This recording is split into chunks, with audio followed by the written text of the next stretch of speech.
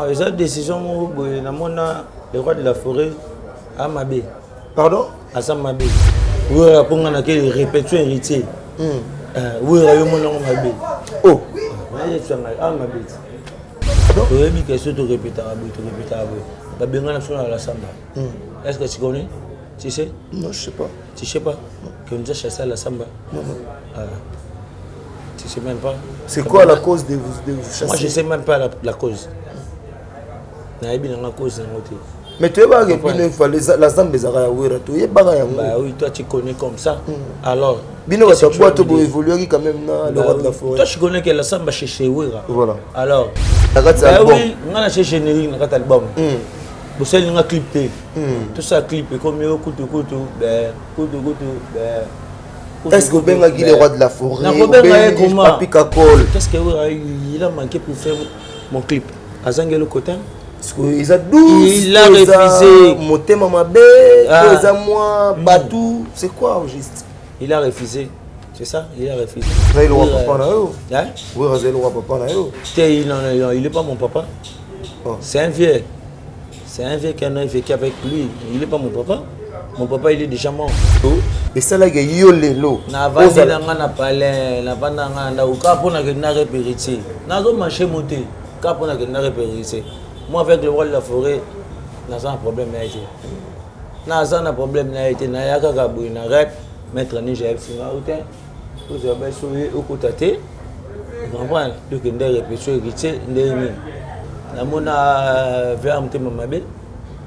So nga ke repérité ça. Et changer Wera nani. Et l'on Wera est comme si Wera Diego. Mais comme ça Wera héritier petit. Fallait bêter est-ce que générique est bêta. Mais ben c'est fallait yembi. Ils sont bêta le générique naï. Donc Mouto ça rappelle Moussala bien. Ouais. De ta parlant c'est Moussala bien à décembre. Décembre. Bébé. Il faut la magona yo kele code banini ba osala nini je vais me comprendre ngote bana poto tu bata na ba yebi le roi de la forêt a rendre un mauvais service. Pardon? Le roi de la forêt Wera a rendre une mauvaise compagnie. Le roi de la forêt pour nga ke repérité fin tu na go manifester nga bongo na effort tout nga na sala na maison mère kaka pour na ke repérité. Je vais comme ça, non, ni jamais dit que non, non, tu ne vas pas rentrer au Dubi, au côté, au Kenda, répétition à l'héritier. Oh, ce n'est que répétition, c'est peut-être un plan mot, yo qui bangoua, la babi natin, bimbe sumbi. Yo, kuna pe basagi plante. Et gasi bimbe sumbi. Bimbe sumbi. Jamaïque a boki qui top. Bazo bo rango. Bimbe sumbi. Bimbe sumbi. Jamaïque. La maison Stelman vous propose des prestations de qualité pour vos gâteaux de mariage, anniversaire ou autres événements. La maison Stelman vous propose aussi des gâteaux personnalisés pour vos anniversaires ou autres. Contactez-nous au 06 63 30 36 83 ou encore au 07 81 83 15 74. Vous pouvez aussi nous contacter sur la page Facebook Hostelmatch.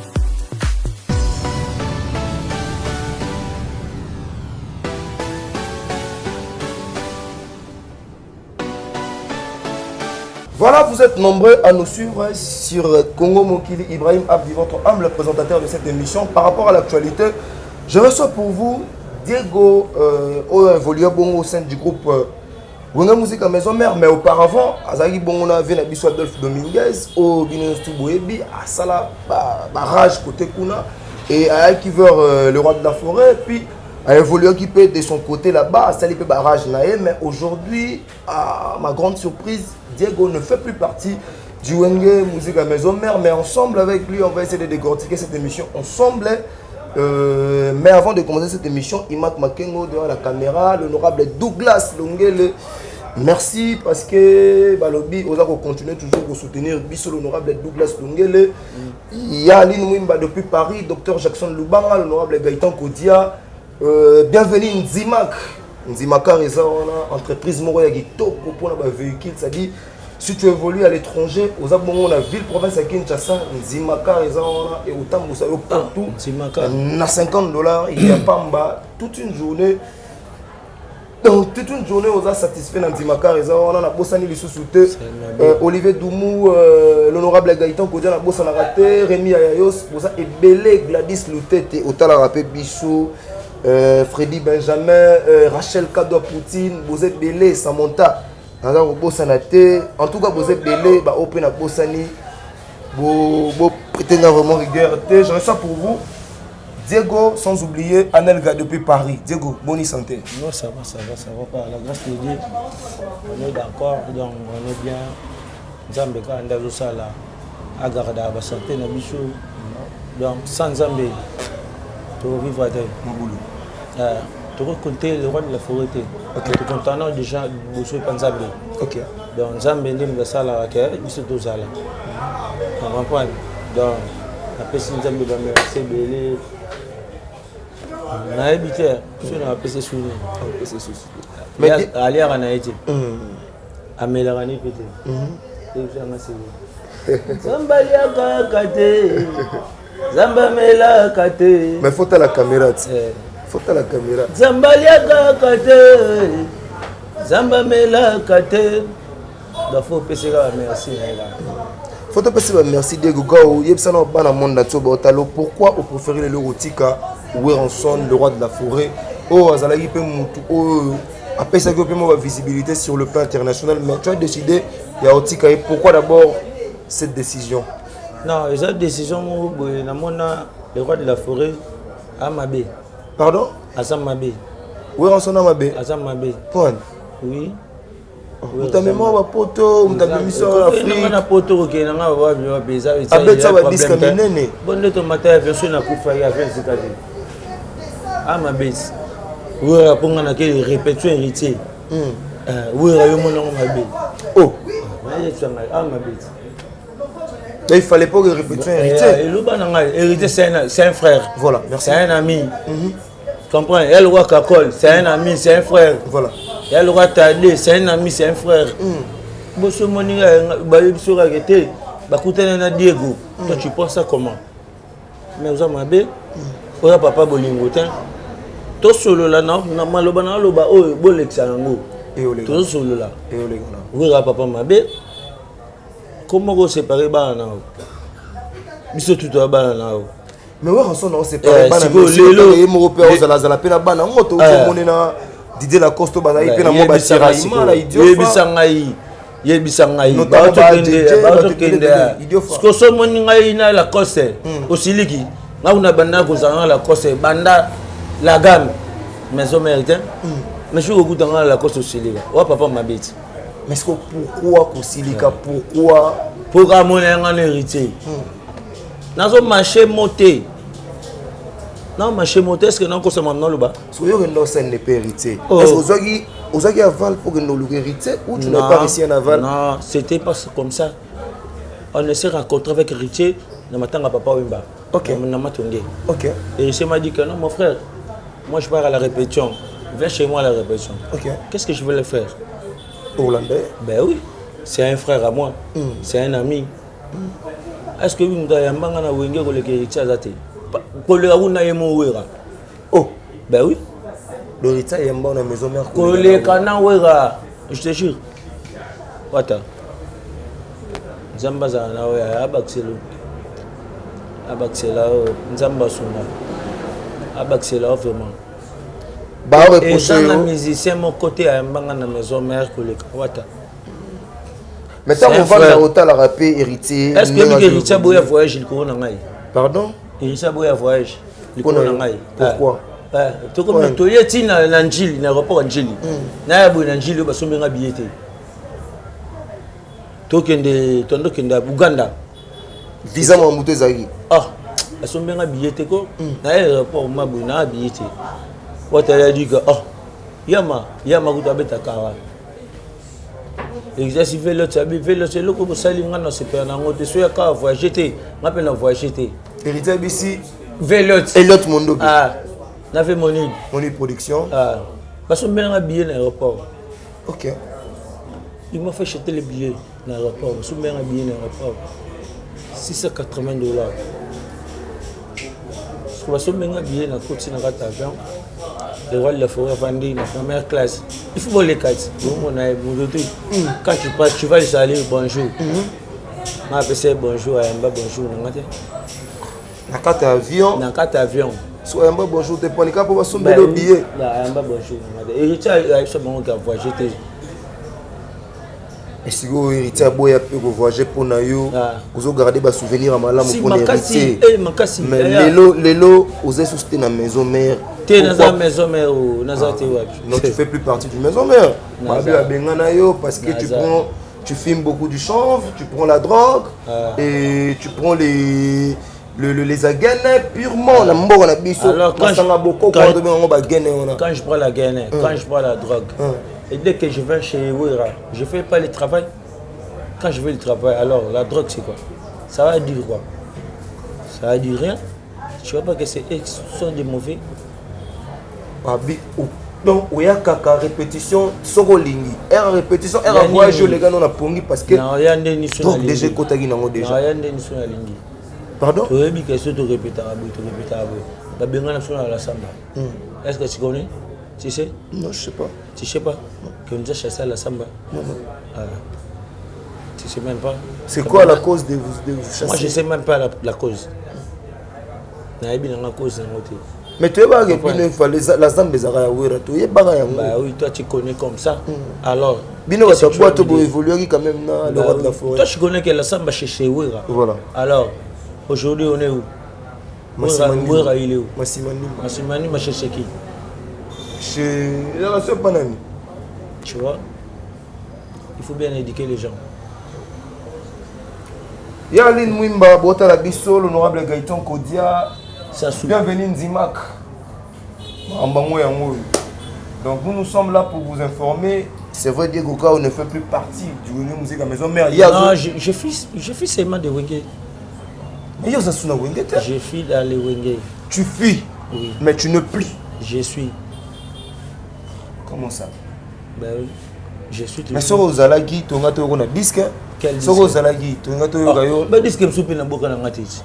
Ben disque me soupe na boka. Ba tu ba le big non yo parce que est-ce que c'est le clip té yango moni mabe parce que chaque générique na gati album. Oui, ngana chez générique na gati album. Bo sel nga clip té. Tout ça clip comme yo kutu ben est-ce que benga le roi de la forêt? Na benga comment? Papi Kakol. Na benga comment? Diego Kao we big ngana. Jaune. Taxi jaune. Jaune. Allez moto nyosa la ti jaune azoboulé Gambela. Mais tu vas faire le clip. Est-ce que ngana kozwa ngamona kosa clip? Na sangi na ngate. Pona ko benga pe na bengi mutu na nga chips ka bengele fe na ngai. Na bengi fe na ngao, tout ça sur clip. Mais je peux pas me faire ça parce que je suis chez Wera. OK. Surtout Wera le roi de la forêt patron. Ouais, oui, dis-moi.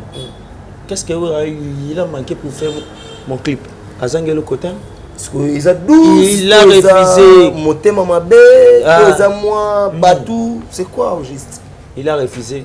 C'est ça, il a refusé. Yo pouvez pas cause refusé. Oui, il a refusé. Est-ce que vous contactez papa le papa? On a contacté comment? Parce qu'on a fait la générique, tout ça générique. Il faut ça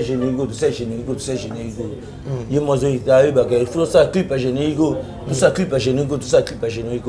Comment on a tout nangai moulala.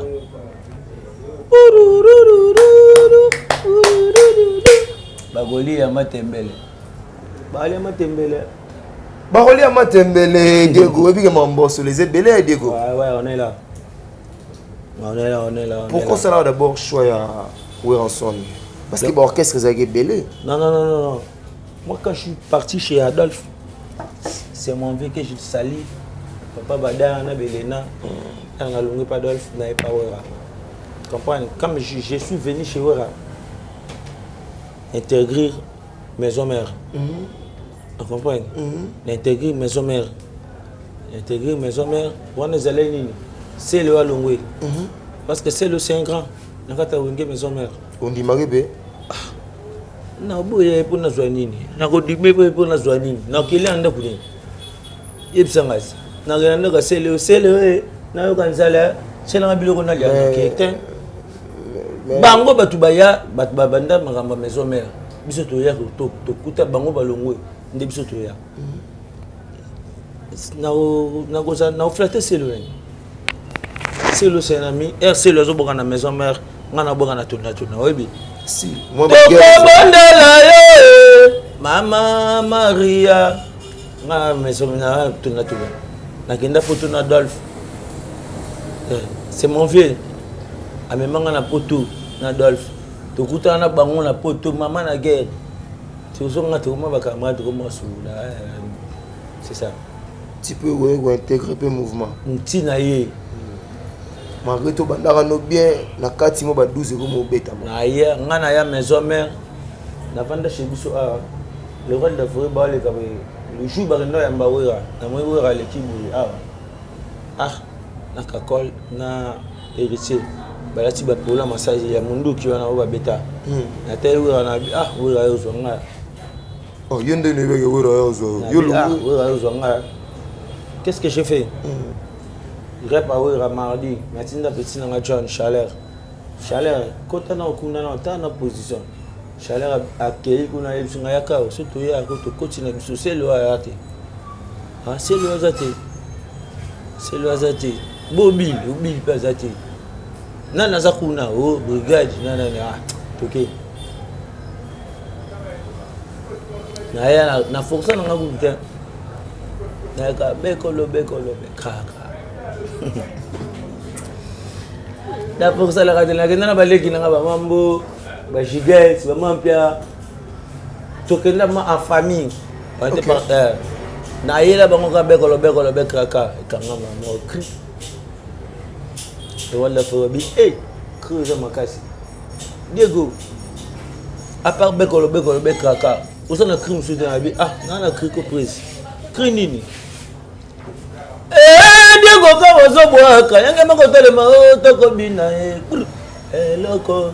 eloko ya matelo et fait la t'es comment toi pour aller voir frère dans le sur la tourne français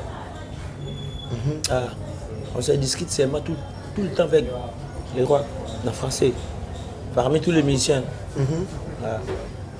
dans le sur la est trop en français Azaï le roi papa na yo oui Azaï le roi papa na yo non il est pas mon papa c'est un vieux qui a vécu avec lui il est pas mon papa il est déjà mort oui papa no de non mais on robot non non c'est un vieux c'est un grand frère et Adolphe Dominguez c'est un grand frère relation nos en Adolphe Dominguez c'est mon vieux les logos ont appelé na Wenge Tonia si mais qu'est-ce qui t'empêche à Ozong et Adolphe Dominguez non j'ai pas l'idée pardon j'ai pas l'idée là tu n'as pas cette idée là ouais mais moi je peux quand même te proposer l'idée non j'ai pas l'idée là mais si Adolphe il peut me dire que non Dieu on va faire quelques trucs avec moi je vais venir parce que c'est un vieux j'ai vécu avec lui donc c'est un vieux à moi mais c'est pas que non bon yo vanana wera na Adolphe Dominguez ouais nani oyo yo moko tala caméra nani oyo na bango mibale asala musala bien nani oyo acho à l'aise na bango mibale bango nyonso tu baza bavie nanga bango tu bachanga ba l'aise Adolphe aza vieux abanda komemanga poto mta liboso na vie nanga moi je connais même pas l'Europe quand j'ai vécu l'Europe pour Adolphe soki wera mbamso ayeba ngai pour Adolphe comprendre donc les rois de la forêt so ayeba nga pour Adolphe nakosa non je mens pas ayeba nga pour Adolphe aza vie na ngai donc oh ça maman tout ça na Adolphe on peut pas dire ça devant les gens maman peut de ça dans les rois de la forêt Igwe je vais pas même dire ça devant les gens donc ça va faire na ngai c'est toi va travailler tout ça on a besoin de ça là campagne vous avez besoin de boulot vous avez besoin mais bon on a pas ça boulot mais apparemment boulot on peut côté na yo pe talaka maison mère relâché na ngo ba bois kisina bango te maison mère relâché ngate le roi de la forêt na comprendre te Le roi de la forêt, c'est une... À comprendre l'idée. Parce que moi, je n'ai pas accès à la répression des héritiers. Le roi de la forêt, à cause de quelqu'un. Oui, puis ça peut hériter Marambongo. Non, il ne pas. Non, tu n'as pas. Mais non, il faut pas y avoir cause. Et ça, là, il y a l'élo. Na vandi na nga na palais, na vanda nga na ukapo na kena repérité. Na zo marché monté, kapo na kena repérité. Moi avec le roi de la forêt, na ça un problème na été. Na ça un problème na été, na yaka kabou na rep, mettre ni j'ai singa outé. Vous avez souillé au côté. Vous comprenez? Le kenda répétition hérité ndemi. Ah, na côté. Bana bimana tilelo. Ça fait pratiquement combien de mois? Banda Nabima. Quand je te dis Banda Nabima, na fingana na bangote, basala bango mabete, basala nga ba mabebele, na loba kutute nini te. Kaka po na kenda, nazo marché monter nazo lobango devant la caméra, devant la télé. Kaka po na kenda repérité. Na mona vers mtema mabe. So nga ke repérité ça. Échanger wera nani. Et l'on wera est comme si wera Diego, mais comme ça wera hérité, pour ne pas hérité. Et c'est le côté. En plus, moi-même, je vais à la télé, wera, et moi qui n'ai pas hérité. Mais d'accord, papa, on a droit. Oui, vous avez le droit. Oh, on a droit. Mais toi, mon père, toi, tu vas là-bas. Alors, quand moi, je vais venir là-bas. Oh, là, ça dit quoi? Aroli Amatembele. Oh. Mais Lelo, Ozolo, papa c'est pélaté, tout. Bah oui. Yo Kenan anti Lelo. Mais dès qu'au cas où, qu'est-ce que tu penses à devenir dans les jours qui viennent? Non, je suis seulement Diego. Je suis Diego, je resterai Diego, je mourrai Diego. Tu continues toujours à faire la musique? Bah oui. Alors je vais faire. Tu évolues dans quel orchestre? Non, je ne suis pas l'orchestre. Comme indépendant? Bah oui, je suis l'indépendant. Je vais faire la mienne.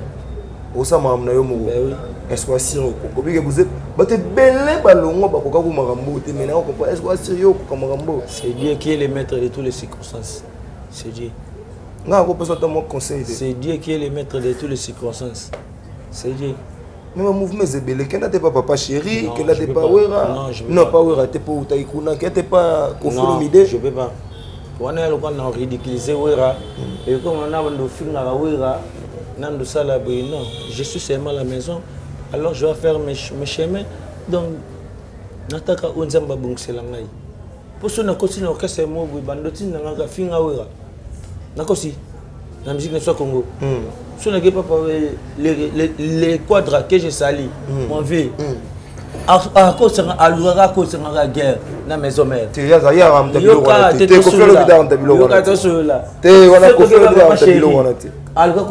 guerre. Oui, bon, guerre. Papa chéri, on a massé. À part Bangwana, JB, n'a Kofi, n'a pas héritier, n'a pas Fabrice, n'a pas Tadé. Non, on a construit pas Tadé, mais on a construit héritier. Non, héritier, c'est un ami. Boyo Robert n'est pas frère, non? C'est un ami. Est-ce que tu as eu stade de mentir, frère, non? J'ai vu ça, mais je n'ai pas aimé. Pardon? J'ai vu ça, mais je n'ai pas aimé. Pourquoi tu n'as pas aimé? Parce que. Point d'interrogation. Ah! Tu as un argument et ça l'a moins bien. Non, c'est pas ça. Il a fait son truc, bon. C'est lui. Par rapport à la qualité artistique, je ne veux pas.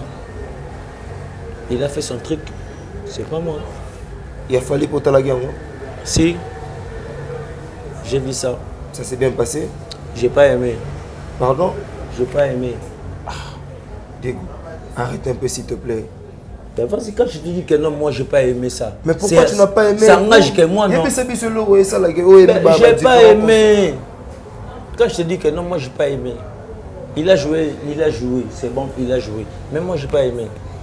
Bon, bah disque, on a même disque, c'est bon, disque c'est bon. Ouais. Par rapport à générique.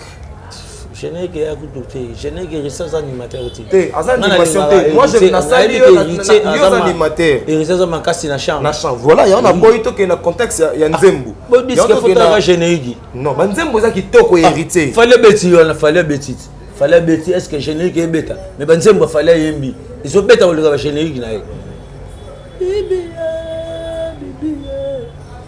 et puis ça et bêta générique est bêta notre public a besoin de bonne musique. Okay.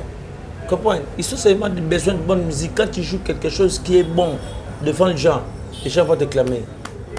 C'est ça. On va t'applaudir. Yo mo potali l'album est mis en décembre awawa. Album ni marqué Diego parce que yo usala musala bien.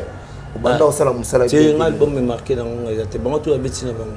Abetina bango musique na bango bien. O ba betele maboko. O pe ba betele maboko te ba ololi pe ba ololi. Monsieur pe baza ba ololi bango. Diego Kao. Non tout une question mon na pour se répondre bateau bota la biso. O répondre nga mais bateau bota la biso sur. Et ça na bateau pe ba ololi bango. Na bateau ba betele bango. Yo moko sigo en tant que muto sala un peu musala bien. Ouais. De ta part là c'est musala bien en décembre. Décembre.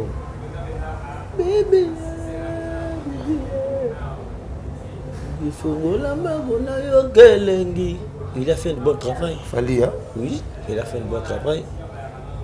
Okay, partout dans les bars, quand tu passes comme ça, Fali, c'est pas facile. Hein? On te chute dans tout le bar. Et ça facilité. Autant même toi-même, tu as chroniqueur.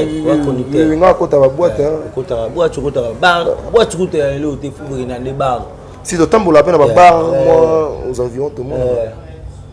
Dans la cité comme ça, quand tu pars, au Soyoka. Mais mingi les boîtes quoi? Boîte, il y a moins. Est-ce que quand on est 10 personnes ici, tout le monde 10 personnes veut rentrer dans la boîte? Non. Il y a seulement parmi 10 personnes, il y aura seulement 4 ou 5 personnes. Les 5 là vont rester d'ailleurs. Parce qu'ils n'ont pas l'argent d'acheter les boissons là-bas. On a appelé ça au goût de la musique. Moi, Nzambe.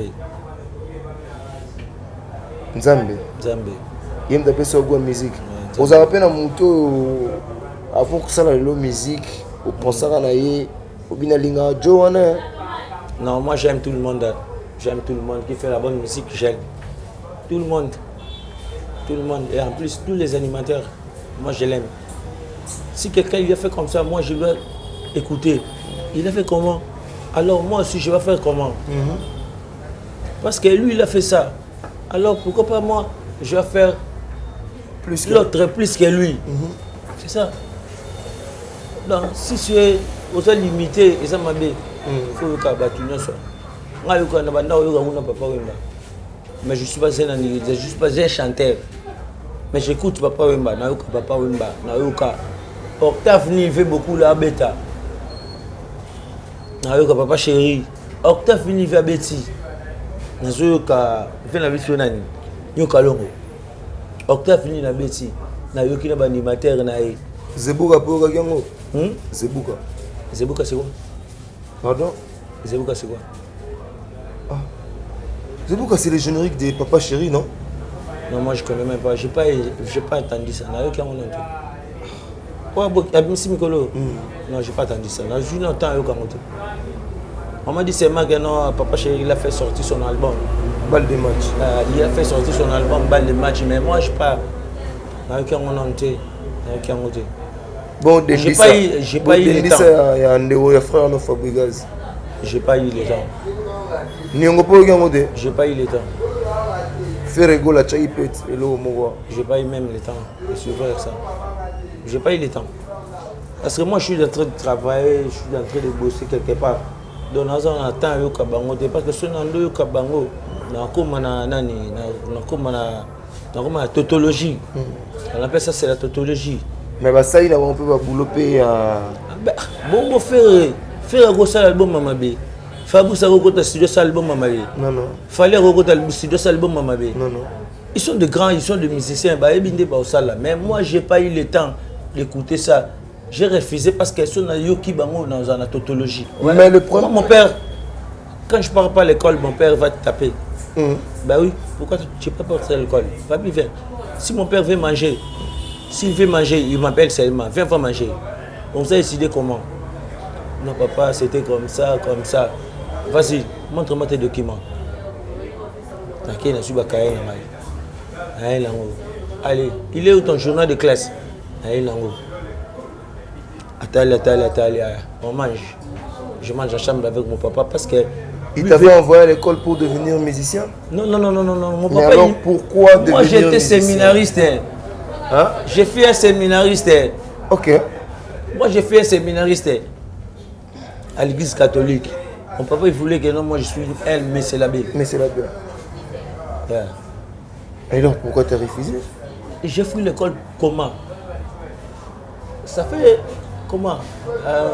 Quand on a dit que non, la grève. Tu connais l'année blanche? Mais oui, l'année blanche, pourquoi pas? L'année blanche. Quand on a fait ici, oh, tout ça là, oh, année blanche, oh, sous classe T, c'est ça. On nous a renvoyés. On a renvoyé dans le séminaire. Parce qu'elles, ils se sont dit que non, vous devez étudier. Ils sont dit non, partout. Si comme ça, c'est comme ça, allez. Tous rentrez chez vous. Moi, j'ai un séminaire là-bas. Moi, je suis un séminariste. Mon papa voulait que non, moi, je suis... So, dès qu'on s'en est dans le jour à venir, il m'a préféré Atigana nous musique à maison, mais... Ebembe Sumbi. Pardon? Ebembe Sumbi. Ebembe Sumbi? Bah, qui est dans mon bongo. Pas que nous avons des Ebembe Sumbi, tu comprends les Ebembe Sumbi. Et ça, nouveau tube, et ça, oui, Ebembe Sumbi, oya sumboka banga te mboka bana papa Mobutu akufa papa Tshisekedi akufa est-ce que mbongo papa Kabila akufa mbongo mboka bana mon frère je te jure c'est ça papa Mobutu akufa papa Kabila akufa papa Tshisekedi akufa mboka bana Kabila kuta boya na makambo bosika makambo na biso do mboka bana so bangi babangi so zara maele. Os reproché l'ambassadeur de la paix Ranson. Je ne peux pas. Je ne vais pas le rapprocher parce que lui, il est mon vieux. Je ne peux même pas. Je n'ai pas l'audace là. Quand je fais ça, je paie à le roi de la forêt, Payso, Hermo, Ezapé, Kobo, maman, bébé. Baron Baébis. Baron Baébis. Bazaba flatteur. Bazaba flatteur. N'a pas de temps à Bagombo, on a beau, pour le temps à Combo, Baba flatteur. Bazaba flatteur, ils sont des flatteurs. Ça, le roi de la forêt bien té. Comprends? Tu vas voyager, tu vas matadi, mais de toute façon, tu vas voyager, c'est pas bon. On va essayer de voyager bien. Mais la bistoké, c'est bien té. C'est là que tu as dit, matadi, ok, na oh mboko nini afoko matadi. C'est comment? C'est ça bon. Ça va bon côté. Le roi de la forêt benga bangoka. Baliaki. Bango balara. Oui président. Oui Mokonzi. Boss de boss bien. Oh mais non. Toko là, toi bana miketa. On laisse bango Bembe Sumbi. À quand on se Bembe Sumbi? Bembe Sumbi te.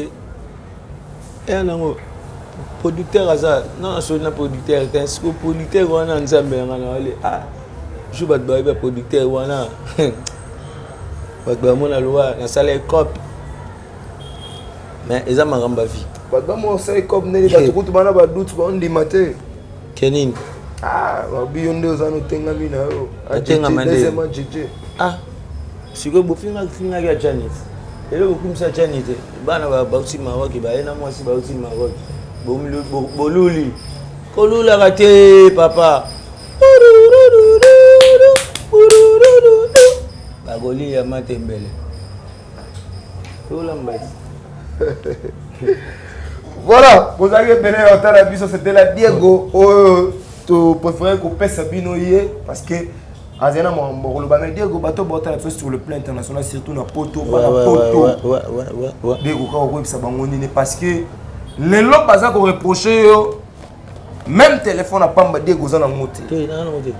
Pardon? Mais bateau ba la sona porte, faut battre le portable, faut battre mon code, ba nini ba osala ndé. Je comprendre ngote. Bana poto tu ba ta nga ba yebi.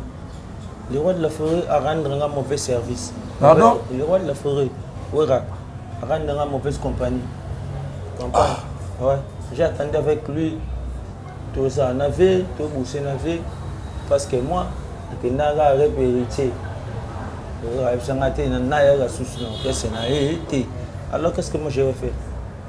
Dans un mi-sens, dans Bunda. Oh, tout va se péler dans la oh, tout va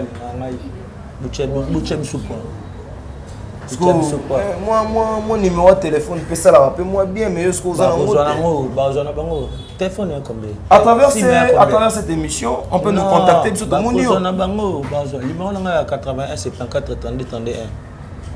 Ouais, numéro là. Mais ce que ça va bien, il va éteindre. Moi, je suis téléphone, c'est pas moi.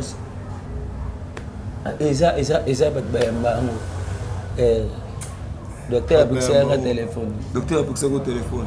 Parce que non, j'étais malade, je n'avais pas de casse. Je vais stop mais comme vous voulez parce que vous avez bien na yo. Ti, vous avez bien na ngate. Vous avez bien na ngande. Ngamuna mona la conception de ngama bi. La monnaie conception de ngama bi.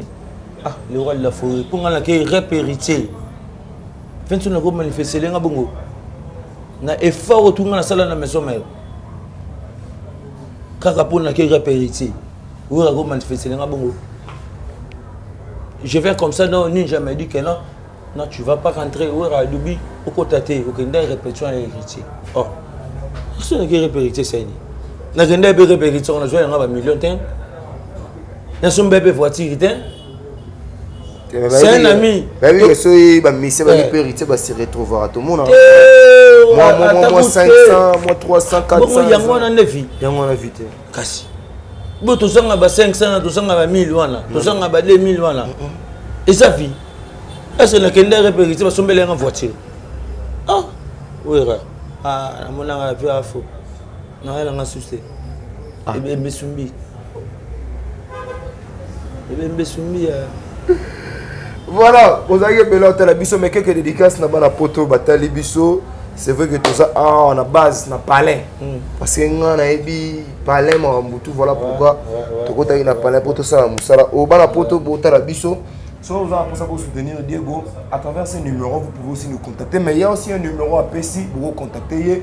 Mais moi, j'appelle plus de mécènes parce que aux gens travaillent dans le monde. Il y a manager et plan. Il y a Bembe Sumbi. Aux gens manager nango. On va chercher l'argent tout le monde. Voilà. C'est pas moi qui va chercher, je te donne, non. On va chercher tout le monde. Diego, tu es où? Viens, on fait comme ça, on fait comme ça, on fait comme ça. Diego, vas-y, dédicacer ces messieurs-là. C'est ça. On fait ça. Donc, on va chercher l'argent. Alex Longele. Longele. Alex, honorable M. Alex Longele, donc du coup de chapeau. Je sais Kapé, on a un je sais Diego Kaopoa, vous êtes belé Augustin Nzambe depuis Brazzaville, honorable Gaëtan Kodia. En tout cas, vous êtes belé au soutenir Rabiso, tu préférez Bozong, c'est l'on peut dire Gokao parce que ça n'a pas un vrai. Oh, tout ça, tout ça,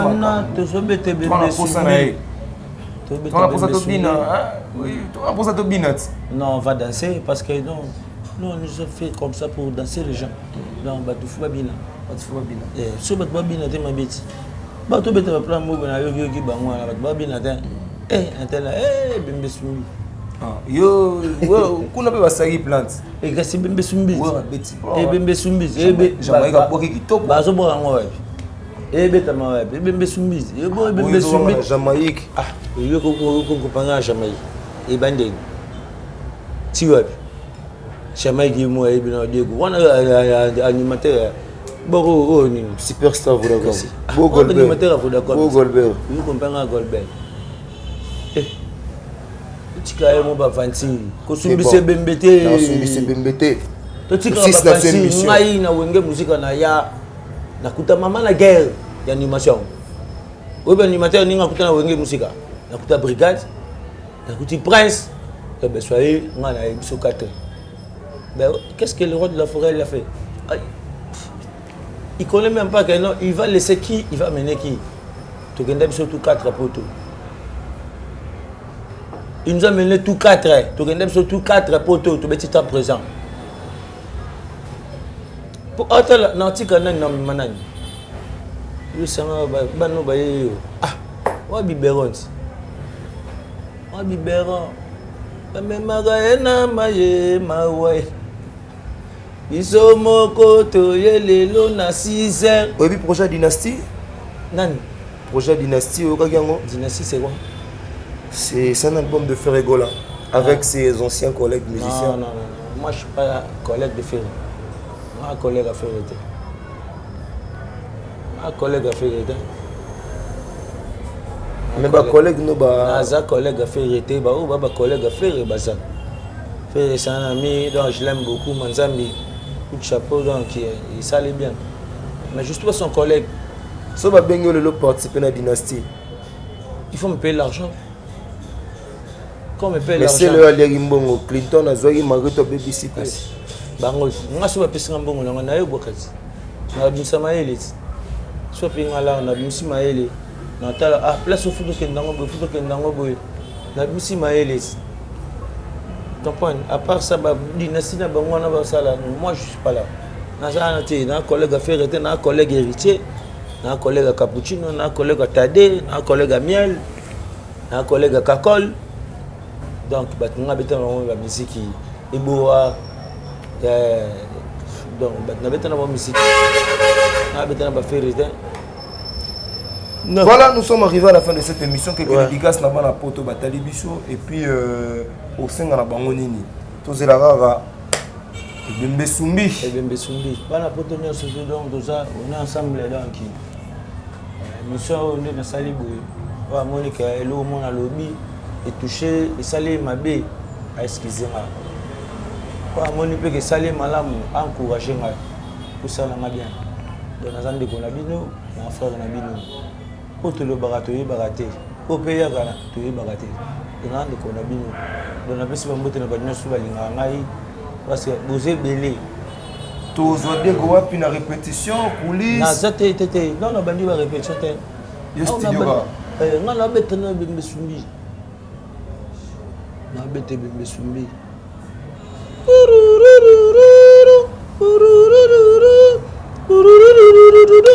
Bagoli ya Matembele. Voilà, c'était la Diego. Elle a sion du Wenge Mozomer et puis Wenge Tonia Otozaginaye. En tout cas, merci.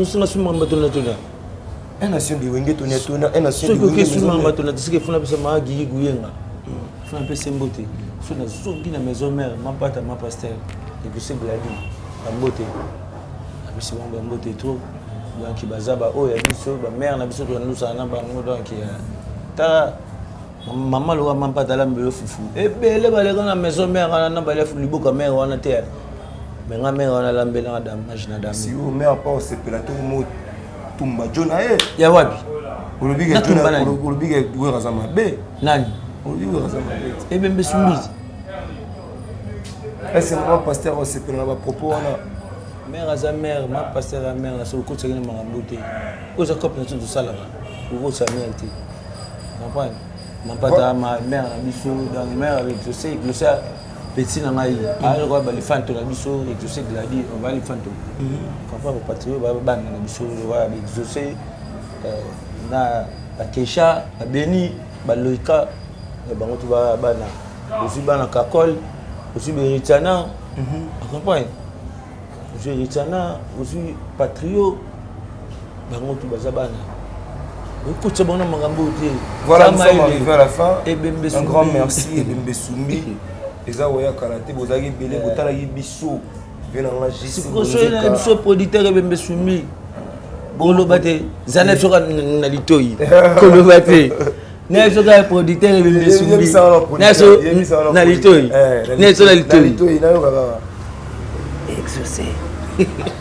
Ah! Il faut s'embouiller super d'ailleurs. Ah, Marambote, autant de Karaté. Voilà, vous avez maintenant la mission image derrière la caméra. Anel Kaba Fossette, merci. Merci encore une fois à M. Sims et Sele. Merci à la grande équipe de Congo qui vous a ébélé.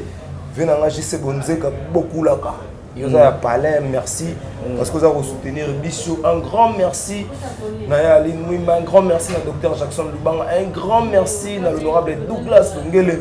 Un grand merci à Rachel Kadwa Poutine. Un grand merci à Samantha Bato Botala. Vous avez vraiment ébélé. En tout cas, vous continuez toujours Botala Bichou. Vous allez les citer. En tout cas, je vous aime tous. D'ici là, portez-vous bien. Check.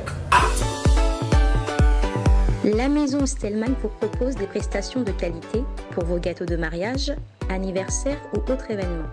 La maison Stelmag vous propose aussi des gâteaux personnalisés pour vos anniversaires ou autres.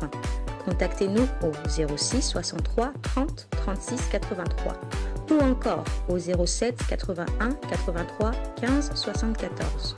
Vous pouvez aussi nous contacter sur la page Facebook Hostelmag.